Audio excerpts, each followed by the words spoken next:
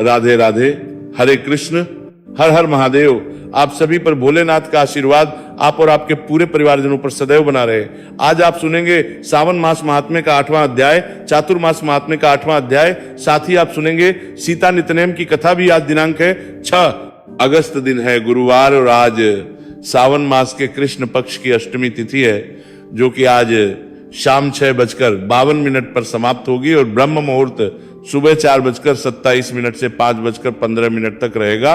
सूर्योदय होगा सुबह 6:03 पर और सूर्यास्त शाम 7:02 पर होगा। राहु काल दोपहर 1:30 बजे से 3 बजे तक रहेगा। परिश्रोताओं, आज सुनिए सावन मास महात्म्य का 8वां अध्याय, जिसमें भगवान बोले, हे संत कुमार। इसके बाद में अब शुक्रवार व्रत का आख्यान कहूंगा, जिसे सुनकर मनुष्य संपूर्ण आपदा से मुक्त हो जाता है। लोग इससे संबंधित एक इतिहास का वर्णन करते हैं। पांडव वंश में उत्पन्न एक सुशील नामक राजा था। अत्यधिक प्रयत्न करने पर भी उसे पुत्र प्राप्ति नहीं हो सकी। उसकी सर्वगुण संपन्न सुकेशी नामक पत्नी थी।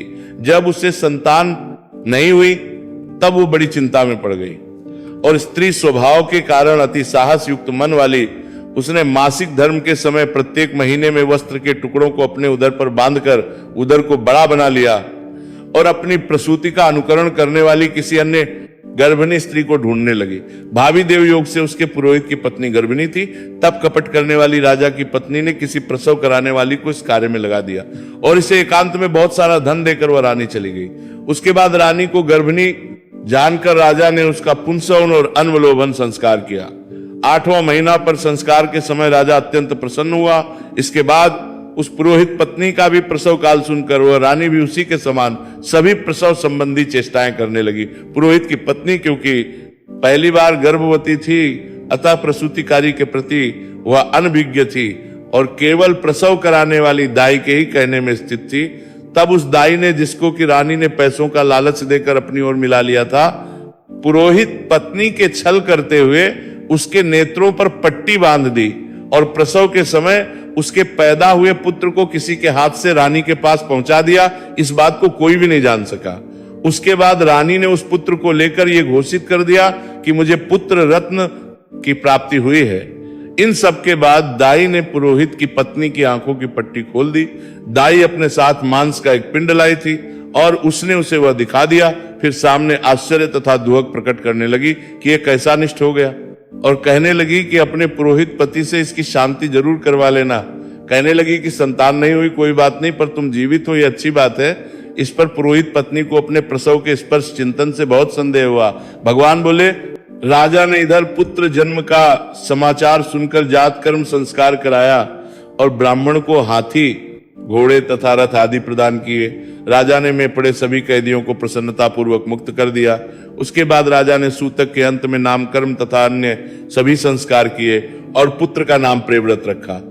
हे सनत कुमार, श्रावण मास के आने पर पुरोहित की पत्नी ने उधर शुक्रवार के दिन भक्ति पूर्वक देवी जीवंतिका का पूजन किया।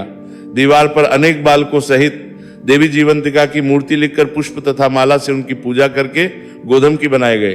5 दीपक उनके सम्मुख उसने जलाए और स्वयं ही गोधूम का चूर्ण भक्षण किया और उनकी मूर्ति पर अक्षर डालकर कहा, हेवंती, हे करुणा, जहां भी मेरा पुत्र विद्यमान हो आप उसकी रक्षा करना। ऐसे प्रार्थना करके उसने कथा सुनकर यथाविधि नमस्कार किया। तब देवी जीवंतिका की कृपा से वह बालक दीर्घायु हो गया और वे देवी उसकी माता की श्रद्धा भक्ति के कारण दिन रात बालक की रक्षा करने लगी। इसी प्रकार कुछ समय बीतने पर उधर राजा की मृत्यु हो गई। तब पितृभक्त उनके पुत्र ने उनकी पारलौकिक क्रिया संपन्न की और मंत्रियों तथा पुरोहितों ने प्रिय व्रत को राज्य पर अभिषेक कर दिया। तब कुछ वर्षों तक प्रजा का पालन करके तथा राज्य भोग कर वो पितृ के हण से मुक्ति के लिए गया जाने की तैयारी करने लगा। राज्य का सारा भार वृद्ध मंत्रियों पर भक्ति पूर्वक सौंपकर स्वयं के राजा भाव त्याग कर उसने कारपोटिक का वेश धारण कर लिया और गया जी के लिए प्रस्थान किया। मार्ग में किसी नगर में किसी गृहस्थ के घर में उन्होंने निवास किया। उस समय उस गृहस्थ की पत्नी को प्रसव हुआ था। इसके पहले षष्ठी देवी ने उसके 5 पुत्रों को उत्पन्न होने के 5वें दिन ही मार दिया था। ये राजा भी उस समय 5वें दिन ही वहां गया हुआ था। अंत में राजा के सो जाने पर उस बच्चे को ले जाने के लिए सृष्टि आई। जीवंतिका देवी ने उन सृष्टि देवी को यह कहकर रोक दिया कि राजा को लांघकर मत जाओ। तब जीवंतिका देवी के रोकने पर वे सृष्टि देवी जैसे आई थी वैसे ही चली गई। इस तरह उस गृह स्वामी ने बालक को 5वें दिन जीवित रूप में प्राप्त किया। ये लोग इतने प्रभाव वाले हैं, ये जानकर उस गृहस्थ ने राजा से प्रार्थना की कि हे राजन, आपका निवास आज के दिन मेरे ही घर में हो। हे प्रभु, आपकी कृपा मेरा यह छठा पुत्र जीवित बच गया है। उसके इस प्रकार प्रार्थना करने पर करुणानिधि उस राजा ने कहा, मुझे तो गया जी जाना है। तब राजा गया जी के लिए प्रस्थान कर गए। वहां पिंडदान करते समय विष्णुपद वेदी पर एक अद्भुत घटना घटित हो गई। उस पिंड को ग्रहण करने के लिए 2 हाथ निकल कर आए। तब महान विष्णु युक्त राजा संशय में पड़ गए और पुनः पिंडदान कराने वाले ब्राह्मण के कहने पर उन्होंने विष्णुपद पर पिंड रख दिया। इसके बाद उन्होंने ज्ञानी तथा सत्यवादी ब्राह्मण से इस विषय में पूछा। तब उस ब्राह्मण ने उनसे कहा कि ये दोनों हाथ आपके पितर के थे। इसमें संदेह हो तो घर जाकर अपनी माता से पूछा लीजिए, वह सब बता देगी। तब राजा चिंतित तथा दुखी हुए और मन में अनेक बातें सोचने विचारने लगे। वे यात्रा करके पुनः वहां गए जहां की वो बालक जीवित हुआ था। उस समय भी उस स्त्री को पुत्र उत्पन्न हुआ था और ये उसका दिन था। वो जो दूसरा पुत्र हुआ था उसे लेने रात में फिर वही सृष्टि देवी आई। तब जीवंतिका देवी के दोबारा रुके जाने पर उन सृष्टि देवी ने उनसे कहा कि इसका ऐसा क्या कृत्य है, अथवा क्या इसकी माता तुम्हारा व्रत करती है जो दिन रात तुम इसकी रक्षा करती हो। तब देवी सृष्टि का यह वचन सुनकर जीवंतिका देवी ने धीरे से मुस्कुराकर इसका सारा कारण बता दिया। उधर उस समय वह राजा शयन का बहाना बनाकर वास्तविकता जानने के लिए जाग रहा था।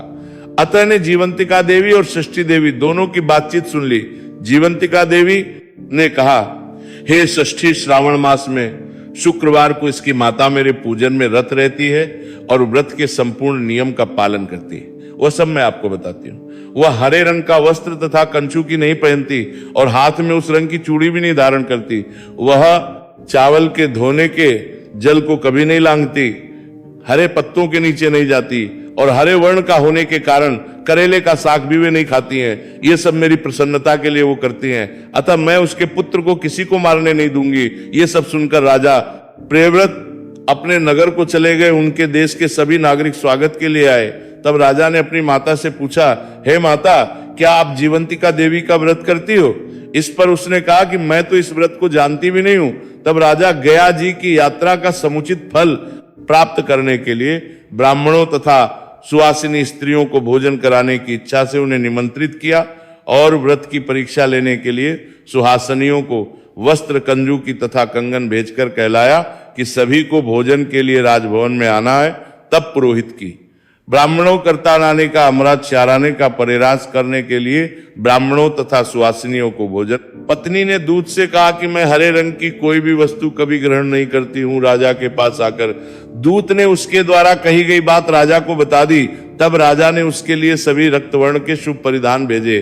तब वह ये सब धारण करके राजभवन में आ गई। राजभवन के पूर्वी द्वार पर चावलों के धोने का जल पड़ा देखकर और वहां हरे रंग का मंडप देखकर वह दूसरे द्वार से गई। तब राजा ने पुरोहित की पत्नी को प्रणाम करके इस नियम का संपूर्ण कारण पूछा। इस पर उसने इसका कारण शुक्रवार का व्रत बताया। उस प्रियव्रत को देखकर उसके दोनों स्तनों में से दूध निकलने लगा। दोनों वक्ष स्थलों ने उस राजा को दुग्ध की धाराओं से पूर्ण रूप से सिंचित कर दिया। तब गया जी में विष्णुपति पर निकले। दोनों हाथों जीवंतिका तथा दोनों देवियों के वार्तालाप और पुरोहित पत्नी के स्तनों से दूध निकलने के द्वारा अब राजा को विश्वास हो गया कि मैं इन्हीं का हूं। उसके बाद पालन पोषण करने वाली माता के पास जाकर विनम्रता पूर्वक उन्होंने कहा, हे माता, डरो मत, मेरे जन्म का वृतांत सत्य सत्य बता दो। यह सुनकर सुंदर केशव वाली रानी ने सब कुछ सच सच बता दिया। तब प्रसन्न होकर उन्होंने जन्म देने वाले माता पिता को नमस्कार किया और संपत्ति से उनको वृद्धि को प्राप्त कराया। वे दोनों भी परम आनंदित हुए। एक दिन राजा प्रियव्रत ने रात में देवी जीवंती से प्रार्थना की, हे देवी जीवंती, हे माता, मेरे पिता तो ये हैं। तो फिर गया जी ने दोनों हाथ कैसे निकल आए थे? तब देवी ने स्वप्न में आकर संशय का नाश करने वाला वाक्य कहा कि हे प्रियव्रत, मैंने तुम्हें विश्वास दिलाने के लिए ही ये माया की थी, इसमें संदेह नहीं है। हे सनत कुमार, ये सब मैंने आपको बता दिया। श्रावण मास में इस प्रकार शुक्रवार के दिन इस व्रत का अनुष्ठान करके मनुष्य सभी मनोरथों को प्राप्त कर लेता है। प्रिय भक्तजनों, इसी के साथ श्रावण मास मात्र में का 8वां अध्याय पूर्ण हुआ। इसके आगे का वृत्तांत आप सभी कल के अध्याय में जरूर सुनिएगा। प्रिय श्रोताओं, अब सुनिए चातुर्मास महात्म्य का 8वां अध्याय। ब्रह्मा जी कहते हैं, महामते प्राचीन त्रेता युग में प्याजवन नाम से प्रसिद्ध एक सूत्र था जो धर्म में तत्पर और श्री विष्णु तथा ब्राह्मणों का पूजक था। वह न्याय पूर्वक धन का उपार्जन करता और सदा शांत भाव से रहता था। सभी लोग उससे प्रेम करते थे। वह सत्यवादी विवेकशील था। उसकी स्त्री समान कुल में उत्पन्न धर्म पूर्वक विवाहित तथा शुभ आचरण वाली पतिव्रता थी। वो भी सदा देवताओं और ब्राह्मणों के हित में तत्पर रहती थी। महात्मा पैजवन को पूर्व पुण्य के प्रभाव से धन की प्राप्ति हुई थी। वह सदा स्वजनों के द्वारा स्वदेश और परदेश में व्यापार किया करता था। अपने और दूसरे के धन से भी वो व्यापार करता कराता था। इस प्रकार धर्म पर रखने वाले उस पैजवन को नाना प्रकार का प्रचुर धन प्राप्त हुआ। उसके 2 पुत्र हुए। वे दोनों ही पिता की सेवा में लगे रहने वाले थे। धन आदि का अहंकार तो उन्हें छू तक नहीं गया था। वे अपने धर्मयुक्त आचरण से शोभा पाते थे और माता पिता की सेवा के अतिरिक्त दूसरी किसी वस्तु का आदर नहीं करते थे। उनकी पत्नियां भी अपने सास ससुर की सेवा में अनिवार्य रूप से लगी रहती थी। पैचवन घर धन धान्य से भरा रहता था। वो खुद भी सदा धर्मपरायण हो देवता और अतिथियों के पूजन में तत्पर रहता था। उसके घर पर आया हुआ कोई भी अतिथि विमुख नहीं लौटता था। वह शीतकाल में धन और औषण काल में अन्न और जल का दान करता था। वर्षा काल में वस्त्र तथा अन्न बांटा करता था। भगवान शिव और श्री विष्णु के व्रत में स्थिर होकर उचित समय में वह बावरी, कुएं, तालाब, प्याऊ तथा मंदिर आदि बनवाता था। चातुर्मास में वह विशेष रूप से भगवान विष्णु के भजन में लगा रहता था। एक दिन ब्रह्मज्ञान परायण शांत तपस्वी परम चितेंद्री गालव मुनि पैजीवन शूद्र के घर में आए। वह और आसन आदि उपचारों से मुनि की पूजा करके मधुर वाणी में बोला, मुनिवर, आज तो मेरा जन्म सफल हो गया, जीवन अति उत्तम हो गया। आज मेरा धर्माचरण भी सार्थक हुआ। मुनि, आपने यहाँ पधारकर कुल सहित मुझे उन्नत कर दिया। आपकी दृष्टि से मेरे सहस्त्रों पाप भी जलकर भस्म हो गए। मुझ गृहस्थ के संपूर्ण ग्रह को आज आपने पवित्र कर दिया। उस शूद्र की भक्ति से गालो मुनि बड़े प्रसन्न हुए। उनकी सारी थकावट दूर हो गई। वे रात को आपने नार प्रकृत हराने तकी नार प्रकृत हराने हाथ जोड़कर खड़े हुए शूद्र से बोले, सौम्य, तुम कुशल से तो हो ना? तुम्हारा मन धर्म में लगता है ना? क्योंकि भाई, बंधु, स्त्री, पुत्र आदि सब लोग सदा स्वार्थ से ही संबंध रखते हैं। तुम गोविंद में भक्ति तो रखते हो ना? दान में तो तुम्हारी रुचि है ना? क्या धर्म, अर्थ और काम संबंधी कार्यों में तुम्हारा मन उत्साह के साथ संलग्न होता है? भगवान विष्णु का चरणों तक प्रतिदिन सिर पर धारण तो करते हो ना? भगवान विष्णु का भजन, श्री विष्णु की कथा, श्री विष्णु का स्तोत्र, श्री विष्णु का नमस्कार, श्री विष्णु का ध्यान और भगवान विष्णु का पूजन, ये सब भगवान के शयन काल अर्थात चातुर्मास में किया जाए तो परम मोक्ष को देने वाला होता है। ऐसा कहते हुए को प्रणाम करके शूद्र ने फिर कहा, मुनि, आपकी कृपा दृष्टि से ही मुझे इस आश्रम का पूरा पूरा फल मिल गया। फिर भी मैं आपकी उपदेश युक्त वाणी सुनना चाहता हूं। आपके आगमन का क्या उद्देश्य है, ये कृपा करके बताएं। तब गालव जी ने उस धर्मात्मा और सत्यवादी शूद्र से कहा कि इस तीर्थ यात्रा में लगे हुए मुझे कई मास व्यतीत हो गए। अब चातुर्मास आ गया है, अतः अब मैं अपने आश्रम को जाऊंगा। भगवान नारायण की प्रसन्नता के लिए एकादशी को अपने घर पर चतुर्मास का नियम ग्रहण करूंगा। तब पैजवन बोला, द्विश्रेष्ठ, मेरे ऊपर अनुग्रह करके कोई ज्ञान की बात मुझे भी बताइए। वेद में मेरा कोई अधिकार नहीं है, वेद सार के जप का भी मुझे अधिकार नहीं है। अतः विशेषतः चातुर्मास में पालन करने योग्य यदि कोई मोक्षदायक हो तो मुझे भी बताइए।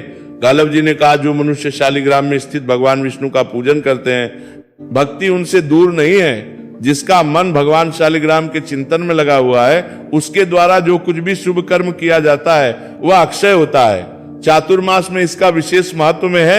जहां शालिग्राम शिला और द्वारका की शिला दोनों का संगम हो, वहां मनुष्य के लिए मुक्ति दुर्लभ नहीं है। जिस भूमि सैकड़ों पापा से युक्त मनुष्यों द्वारा भी शालिग्राम शिला पूजी जाती है, वहां यह शिला 5 कोस तक के प्रदेश को पवित्र करती है। यह शालिग्राम शिला तेजोमय पिंड है, साक्षात ब्रह्म स्वरूप है। इसके दर्शन मात्र से भी तत्काल सब पापों का नाश हो जाता है। महासूत्र शालिग्राम शिला की उपस्थिति से सब तीर्थ और देव मंदिर पवित्र हो जाते हैं तथा समस्त नदियां तीर्थत्व को प्राप्त होती है। शालिग्राम शिला की समिधि मात्र से सर्वत्र संपूर्ण क्रियाएं शोभन होती है। जिसके घर में शुभ शालिग्राम शिला का कोमल तुलसी दलों द्वारा पूजन होता है, वहां यमराज अपना मुंह नहीं दिखाते। ब्राह्मण, क्षत्रिय, वैश्य तथा सत श्रद्धों को भी शालिग्राम शिला के पूजन का अधिकार है। पैजवन ने पूछा, ब्राह्मण आप वेद विद्ताओं में श्रेष्ठ है, सुना जाता है कि स्त्री और शूद्र आदि के लिए शालिग्राम शिला के पूजन का निषेध है, अतः मेरे जैसा मनुष्य किस प्रकार शालिग्राम का पूजन करे? तब गालव जी ने कहा, मानद शूद्रों में केवल असत शूद्र के लिए ही शालिग्राम शिला का निषेध है, स्त्रियों में भी पतिव्रता स्त्रियों के लिए उसका कोई निषेध नहीं किया गया है। जो शालिग्राम शिला के ऊपर चढ़ाई गई माला को अपने मस्तक पर धारण करते हैं, उनके सहस्त्र पाप तत्काल नष्ट हो जाते हैं। शालिग्राम शिला के आगे दीप दान करते हैं, उनका कभी यमपुर में निवास नहीं होता। जो शालिग्राम में व्याप्त भगवान विष्णु की मनोहर पुष्पों द्वारा पूजा करते हैं तथा जो भगवान विष्णु के शयन काल में शालिग्राम शिला को पंचामृत से स्नान कराते हैं, वे मनुष्य संसार बंधन में कभी नहीं पड़ते। मुक्ति के आदि कारण निर्मल शालिग्राम गत श्री हरि को अपने हृदय में स्थापित करके जो प्रतिदिन भक्ति उनका चिंतन करता है, वो मोक्ष का भागी होता है। जो सब समय में विशेषता चातुर्मास्य काल में भगवान शालिग्राम के ऊपर तुलसी दल की माला चढ़ाता है, वह समस्त कामनाओं को प्राप्त कर लेता है। तुलसी देवी भगवान विष्णु को सदा प्रिय है। शालिग्राम महाविष्णु के स्वरूप हैं और तुलसी देवी साक्षात लक्ष्मी है। इसलिए चंदन चर्चित सुगंधित जल से तुलसी मंजरी सहित शालिग्राम शिला रूप हरि को स्नान कराकर जो तुलसी की मंजरियों से उनका पूजन करता है, वे संपूर्ण कामनाओं को प्राप्त कर लेता है।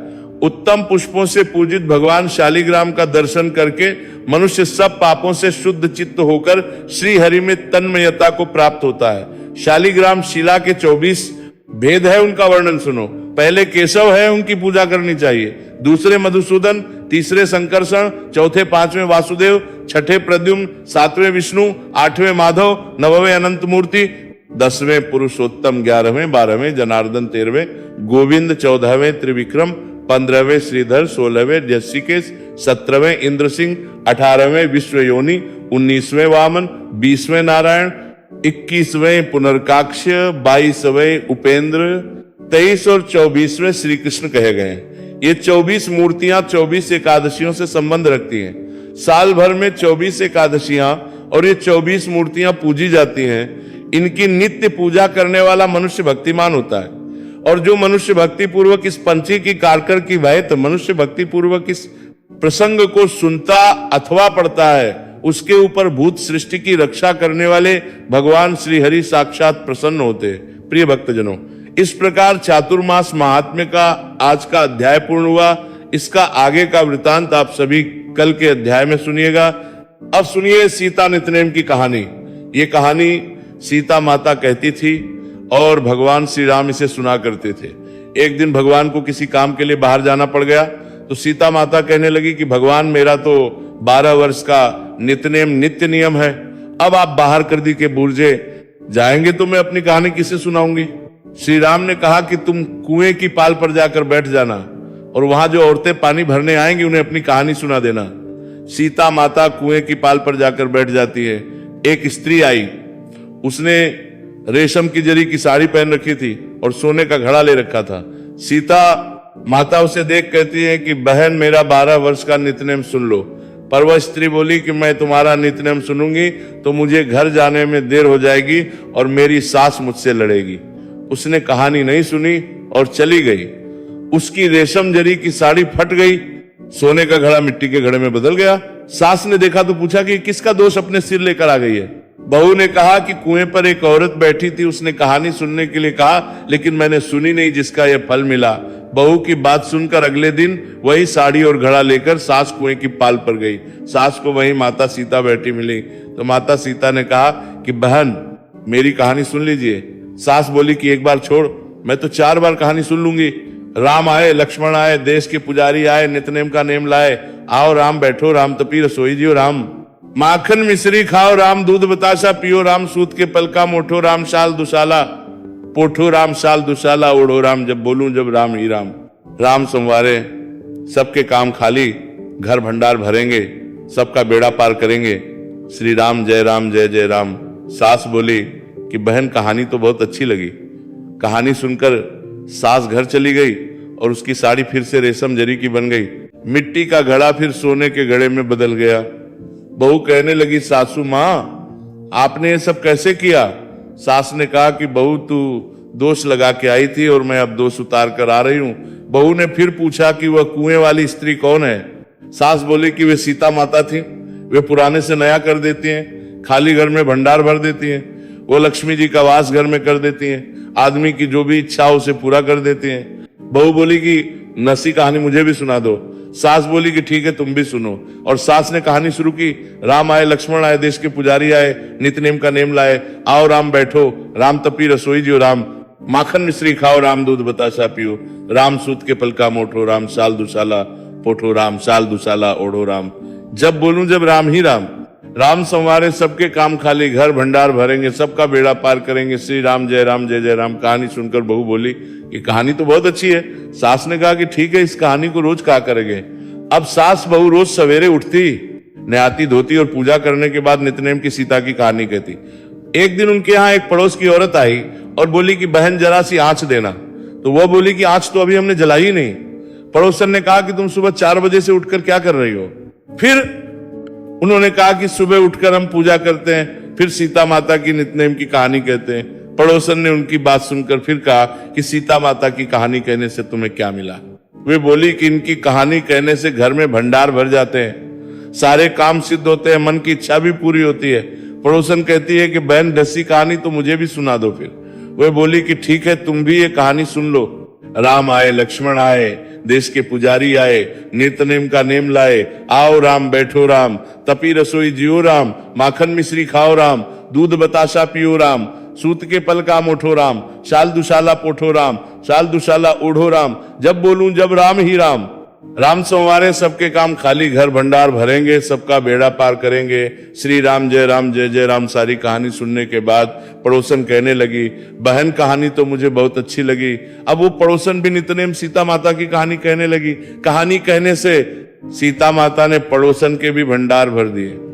अब तो पूरे मोहल्ले में नित्यनेम की कथा चल पड़ी, हर किसी की मनोकामना पूरी होने लगी। हे सीता माता, जैसे आपने उनके भंडार भरे वैसे ही आप हमारे भी भंडार भरना। कहानी सुनने वाले के भी और हुंकार भरने वाले के भी। सभी प्रेम से बोलिए सीता माता की जय,